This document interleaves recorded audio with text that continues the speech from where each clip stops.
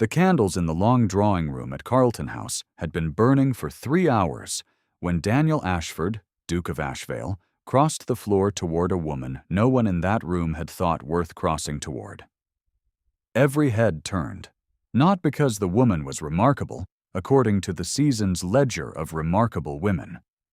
She wore a gown of pale gray silk that had been let out at the hem and taken in at the waist, and the alterations, however skilled, left a faint line at the bodice that the candlelight was unkind enough to find. She held no fan. She wore no jewels except a small pearl at each ear that had belonged to her mother. She stood at the edge of the room near the third pillar from the door, which was not a fashionable position. And she had been standing there long enough that the room had decided, collectively and without cruelty, simply to stop seeing her. The heads turned because the Duke of Ashvale never crossed a room toward anyone. He waited. People came to him, or they did not, and either outcome was a matter of complete indifference to him. His face, which was carved and still in the way of a man who had learned to spend nothing on expression, had not changed in the 3 hours since his arrival. Lady Cecily Morrow, seated near the fire with Philippa Stanton arranged at her right hand like a deliberate answer to an unasked question, had been watching him with the patient confidence of a woman who expected a particular conclusion to this evening and saw no reason it should not arrive. What she did not expect was that the conclusion would take the shape of those 11 words, spoken in front of every witness present, and that the whole court would watch him mean them. Rosalind Vane had come to London because she had no other choice, and she had understood this with the flat clarity of someone who has looked at a set of figures long enough to stop being surprised by them. Her father, George Vane, had died the previous autumn in the small house called Hartwell Cottage in Wiltshire, leaving behind a library of considerable quality, a debt of £400 owed to a solicitor named Prewitt in Bath, and no sons. The entail passed the cottage to Gerald Vane, George's nephew, who was 38 years old, cheerful in the manner of men who have never been inconvenienced, and who had arrived at Hartwell within a fortnight of the funeral, with a plan that he presented to Rosalind as generosity. Gerald would pay Mr. Prewitt's £400. He would allow Rosalind to remain at Hartwell through the winter. In exchange, she would accompany him to London for the spring season of 1815, make herself agreeable, and give Lord Stanton, whose family Gerald had been courting for 2 years in connection with a separate property matter, a fair hearing. Rosalind was 23 years old. She understood what a fair hearing meant. She had packed her 2 best gowns, had the gray silk altered by a seamstress in Marlborough, and had arrived in London in March with the posture of a woman who intended to endure and the interior of a woman who had not yet decided what shape her endurance would take. The season received her, as it received all women who arrived without fortune, connection, or the particular burnish that came from having been expected. It saw her, assessed her, and filed her under a heading that Lord Stanton's sister, Philippa, had articulated at the second assembly of the season with the cheerful precision of someone who has never had cause to be careful with words. "The poor cousin," Philippa had said to her mother, not troubling to lower her voice, as Rosalind passed through the receiving line at Lady Harkissel's rooms. "Gerald Vane's charity case. One feels for her, of course." The woman beside Philippa had murmured something that Rosalind could not hear. She had continued through the line with her chin level and her hands easy at her sides, and if the phrase had entered her like a splinter working inward, she gave no evidence of it to the room. Rosalind had spent the weeks that followed learning the topography of rooms she was not intended to occupy fully. She learned which columns provided useful cover, which windows caught enough light for a woman to appear simply contemplative rather than friendless, and which conversations she could join at the edge without the center becoming aware of her approach. She read every book in Gerald's rented library on Brook Street. She wrote letters to her father's old correspondent, a clergyman in Somerset, who replied with warmth and without condescension. She gave Lord Stanton his fair hearing. Lord Stanton was 30 years old, with a broad face and the habit of speaking directly over a person's reply, as though his own next sentence had been waiting too long already. He told Rosalind at their second meeting that Hartwell Cottage had good bones for a hunting lodge. At their third, he told her that a woman of her situation ought not to be particular. He said it without malice, which made it worse, in the way that a door closing on a cold morning is worse than a door slammed. She had not refused him. Not yet. Gerald had been explicit. Refusal meant the £400 remained with Mr. Prewitt in Bath. The cottage passed to Gerald's management by midsummer, and Rosalind's presence in London became a courtesy Gerald was no longer obliged to extend. She had £400 of reason to keep her answer suspended, and she held it there with both hands, the way one holds a lamp above water. It was at the Carlton House Assembly on the 14th of April that the first loop in the season's careful machinery came loose. She had arrived with Gerald and his wife, Constance, who was kind in the incurious way of women who have never needed to be curious, and had stationed herself near the third pillar from the door when the evening was still young enough that the position seemed chosen rather than assigned. She watched the room fill. She watched Lady Morrow install herself by the fire with the practiced ease of a woman who has occupied the best chair in every room she has entered for 30 years. She watched Philippa Stanton take her place at the dowager's right hand, her gown the color of new cream, her diamonds catching the light in the way that diamonds are specifically designed to catch light in rooms like this one. She did not at first watch the Duke of Ashvale. She was aware of him the way one is aware of a particular quality of silence in a room, a stillness that has weight, but she did not look directly at it.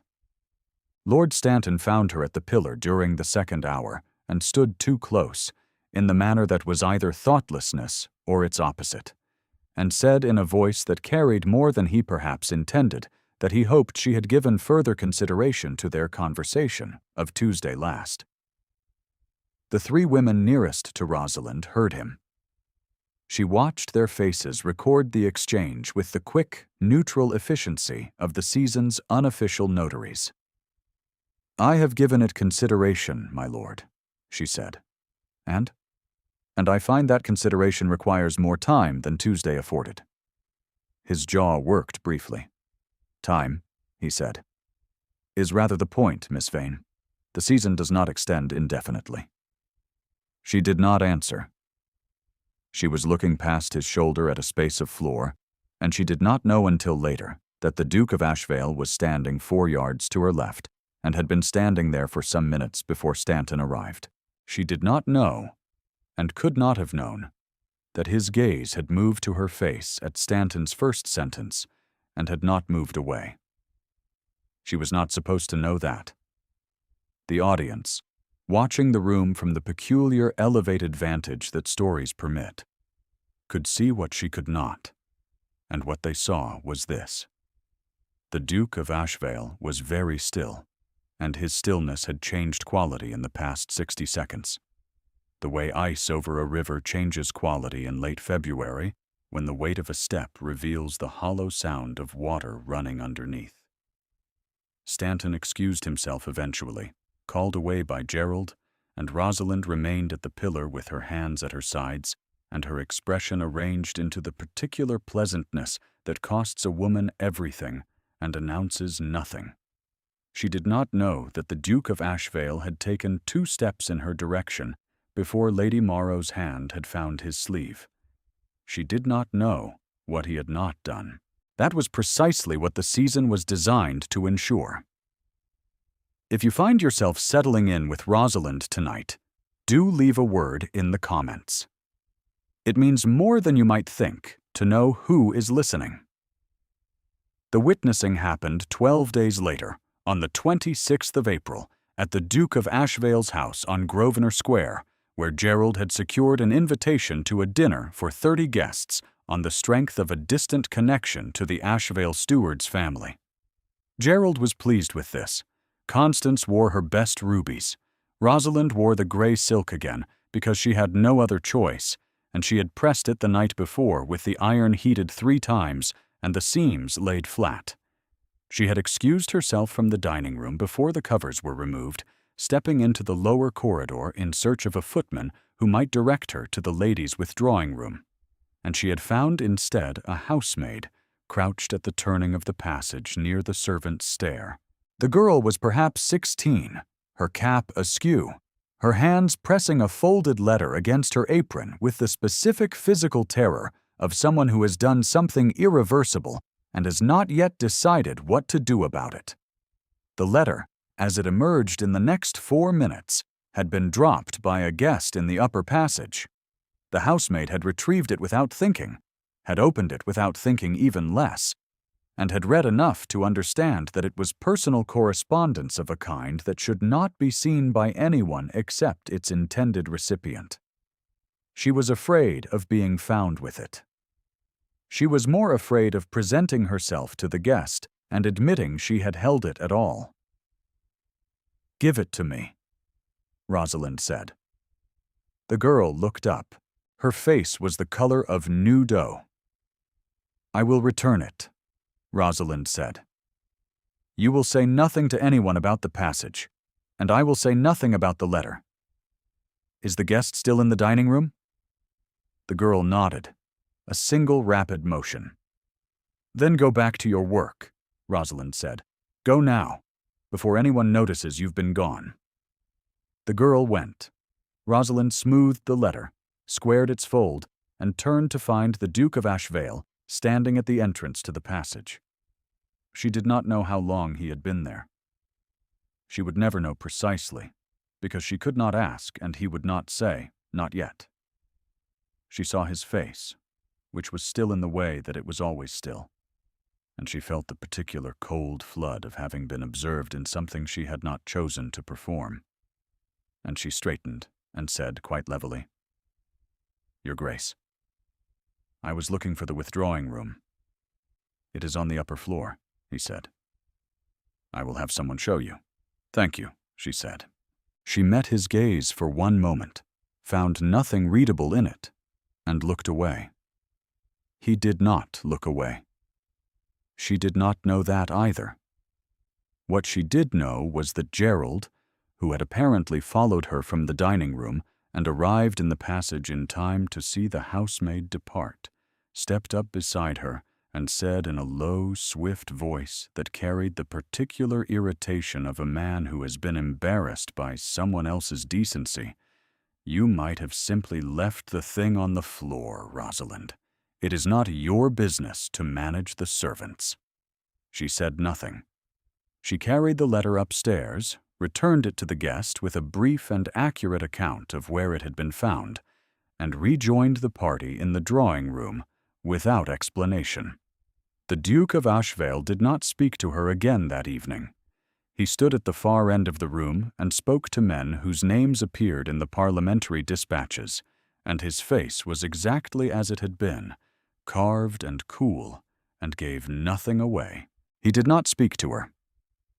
He knew her name, now, because he had asked his secretary before the dinner guests arrived, in the manner of a man performing a routine administrative task. His secretary had provided it, along with Gerald's connection to the Steward's family, Hartwell Cottage, the debt of £400, and Lord Stanton's interest. He had filed this information and said nothing further. He had stood at the far end of his drawing room and looked at her twice when she was not watching, and both times his jaw had tightened by a fraction that no one in the room would have measured, not even the dowager, who was watching him with her patient, practiced certainty. It was 5 days later, at a private morning visit Lady Morrow contrived at the house on Grosvenor Square, that Rosalind learned something about him that she had not been meant to learn. She had come with Constance, who had an acquaintance among the dowager's circle, and she had been seated near the window in the front parlor when a young footman carried a picture from one room to the next and set it against the wall of the passage, its face turned toward the plaster. The Duke of Ashvale, crossing the passage, stopped. His hand moved toward the frame and then arrested itself at his side. He stood for perhaps 3 seconds, which is a long time to be still in a corridor. And then he walked on. She saw this through the half-open parlor door. She understood that she was seeing something private, and she directed her eyes to the window. But she had seen his face in the half-second before the stillness, and what she saw was not the cold discipline she had catalogued and filed under the heading of his general character. What she saw was a grief so specific and so familiar that she recognized it across the distance the way one recognizes a letter's handwriting before reading the words. She did not know whose portrait it was. She learned this later from Constance, who had it from a woman in Lady Morrow's circle, who had it from the steward's wife.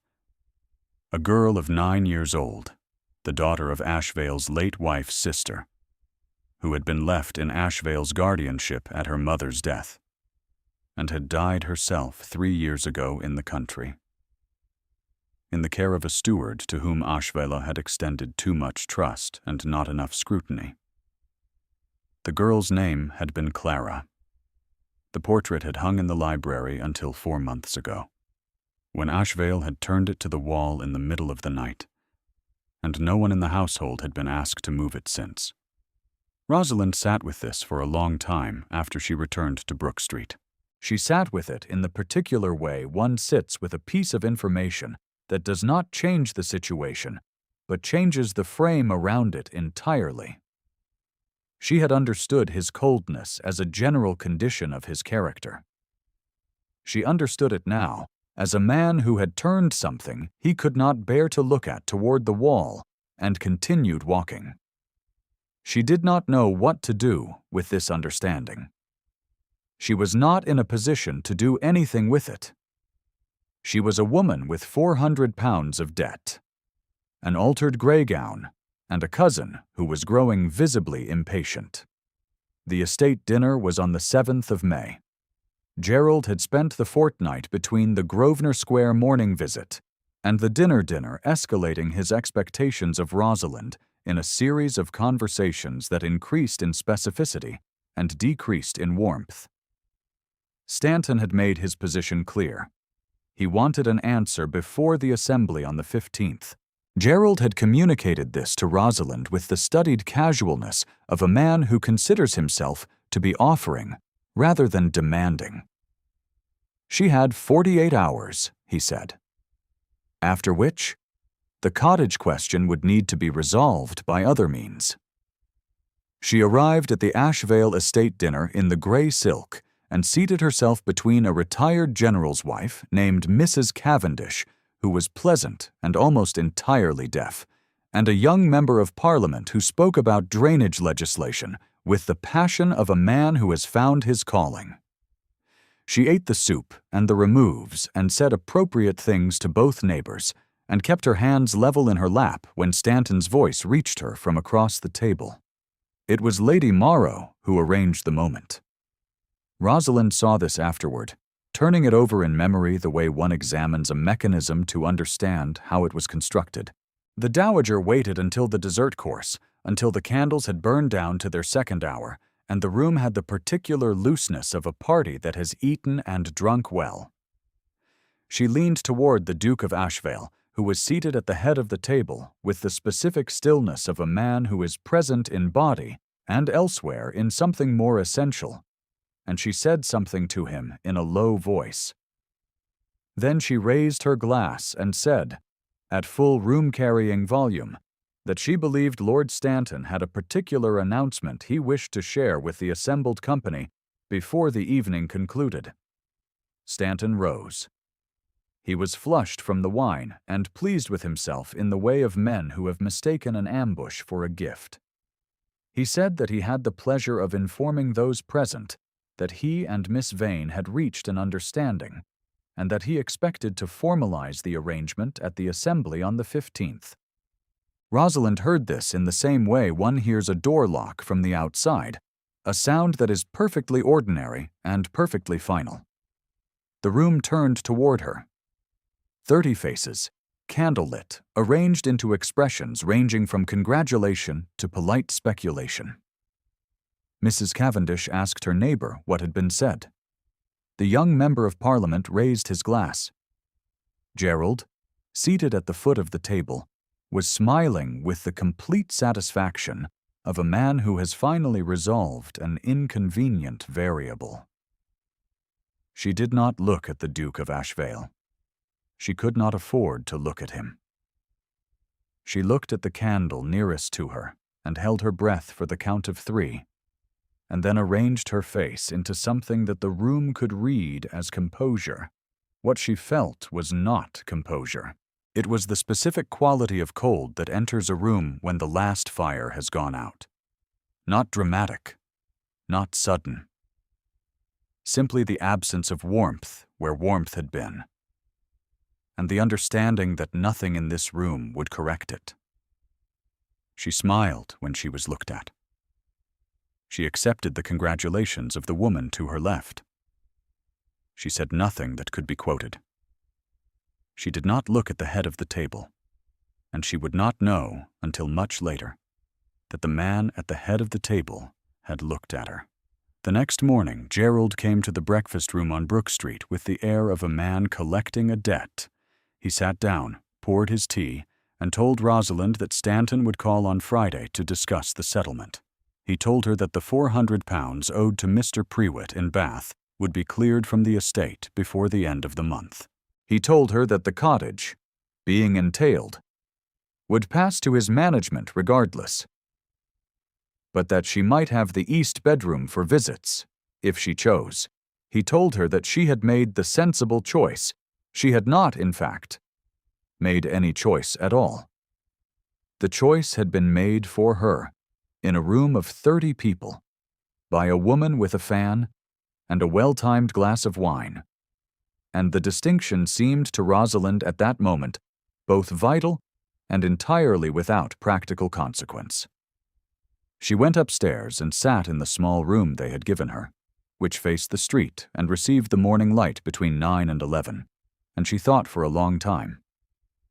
She thought about Clara, 9 years old, in a portrait turned to the wall.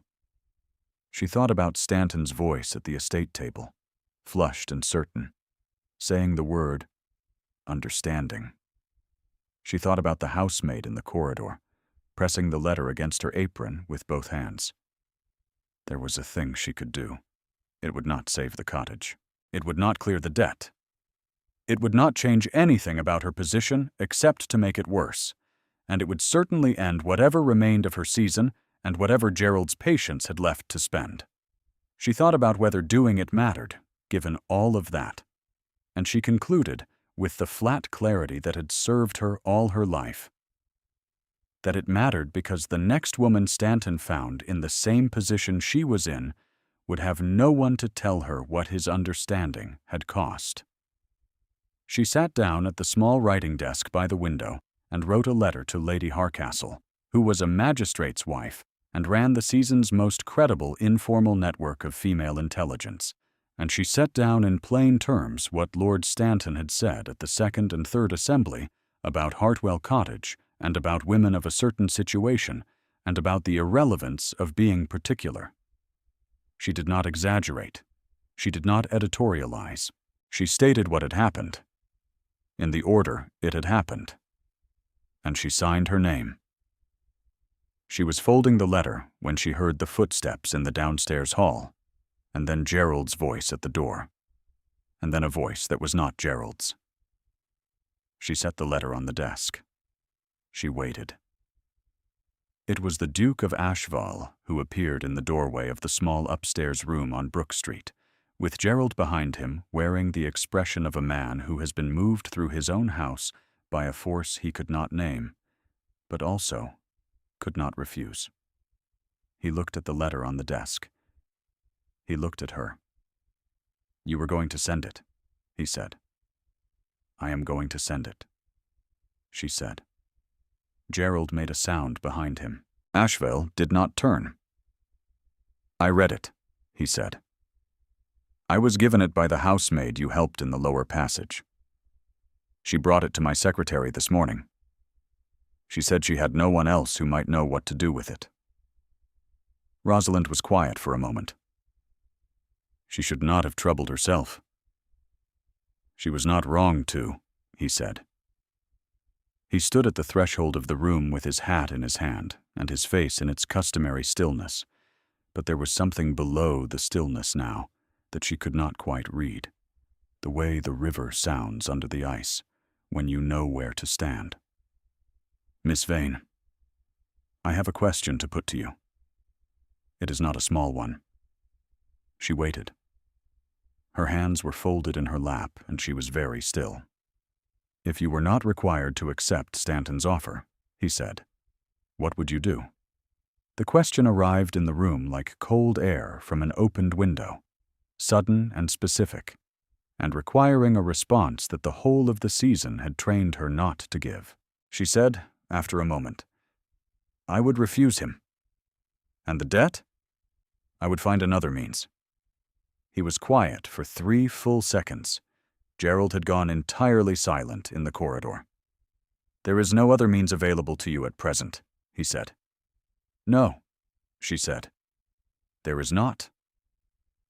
Something crossed his face, brief and specific, and she did not look away in time to miss it. She recognized it, the same recognition she had felt in the passage near the servants' stair. The familiar geography of a grief that has been kept in a very small space for a very long time. Then, he said very carefully, as though each word was being placed rather than spoken, I will ask you to consider a different arrangement. She considered it for the remaining days before the Carlton House reception, turning it over the way one turns a new key in a lock one has not previously needed to open. It was not a romantic proposition, not then. It was a proposition of the kind that a solicitor would have called a mutual accommodation, clear-eyed and specific. She would have Ashvale's protection, his name, and the settlement of the £400 against Mr. Prewitt's account in Bath. And he would have, as he put it without warmth, the particular quality of honesty she had demonstrated in a corridor, and then again at a writing desk. She had asked him, because she could not help it, whether he would regret the arrangement. He had looked at her for a long moment. He had said, no. She had asked him whether he was certain. He had said, I have been certain of very few things in the past 3 years, Miss Vane. Of this I find that I am certain. It was not a declaration. It was not meant to be one. It was the specific language of a man who has been absent from the business of feeling for long enough that his fluency is a little rusty. And she understood this.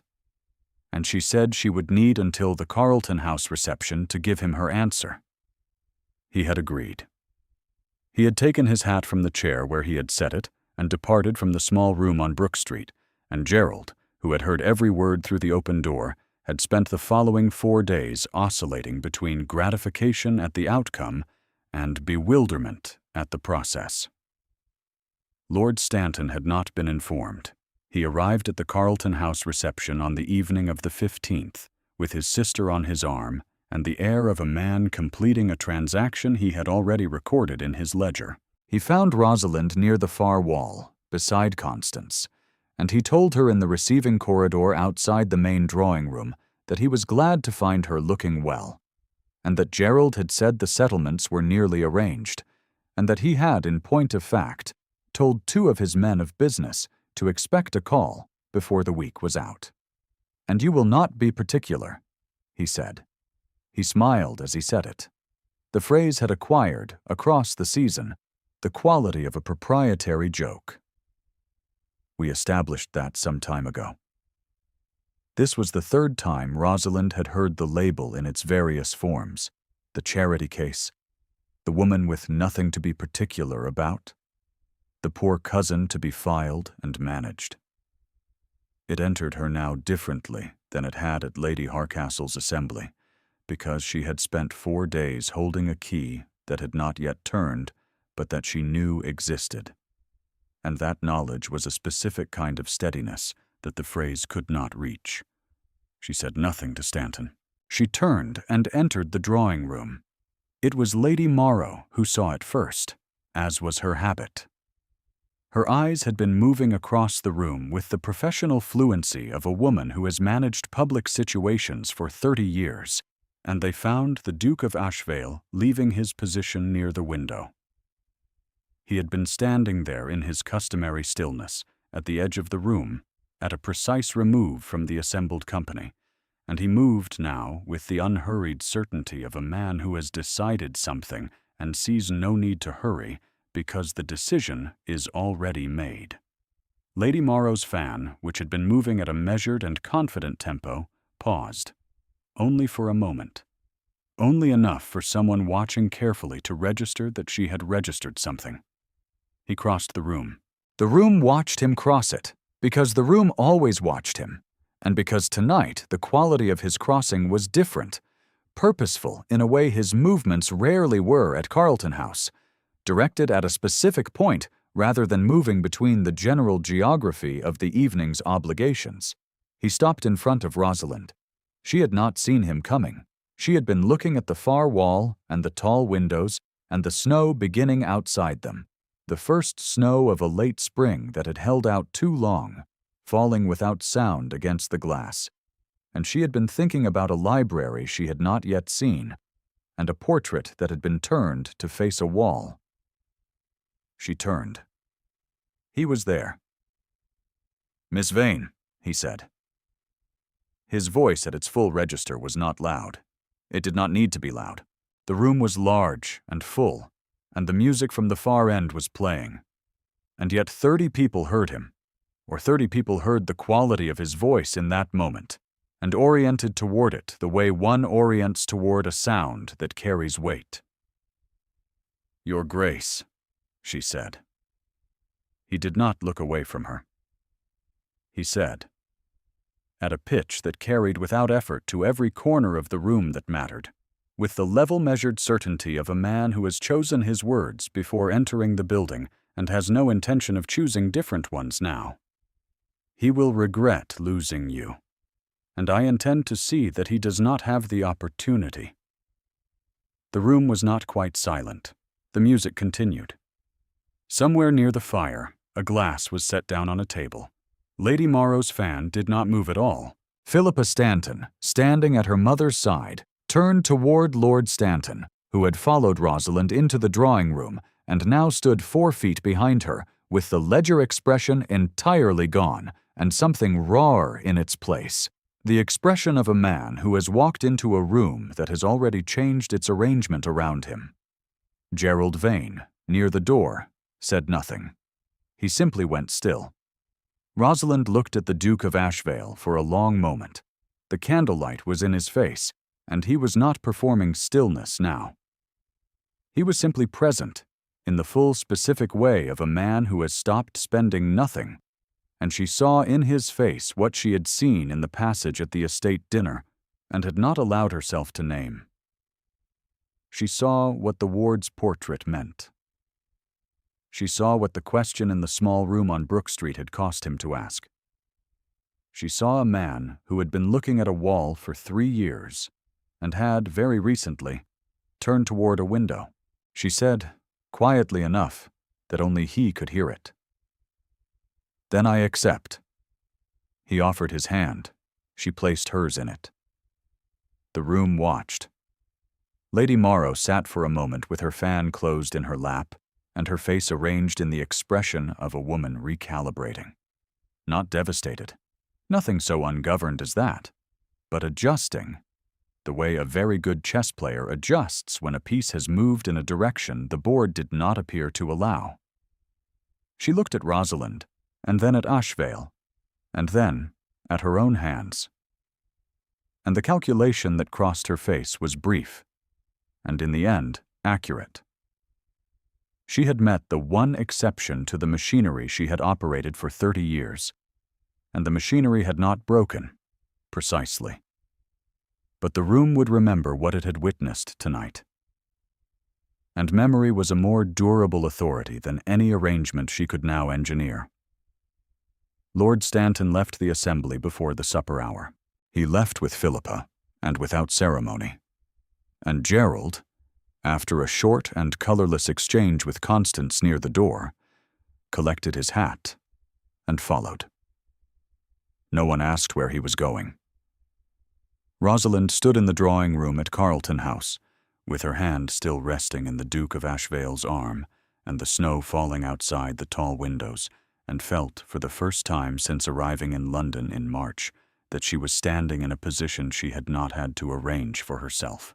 The library at Ashvale was on the second floor, with two east-facing windows that caught the morning light and held it in long parallels across the floor.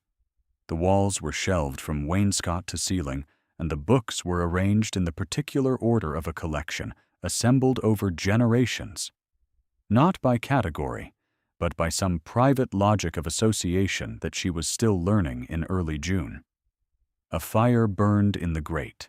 Outside the windows, the late snow of April had long since given way to the particular green of an English spring that has taken its time arriving, and the grounds ran down to a ha-ha wall, and then to meadow, and then to the tree line that marked the northern edge of the estate. She had been in the library for an hour when she heard him in the doorway. She was reading a volume of natural history that had been pulled from the third shelf on the east wall and had apparently not been opened in some years, given the weight of the dust she had cleared from its boards. She looked up.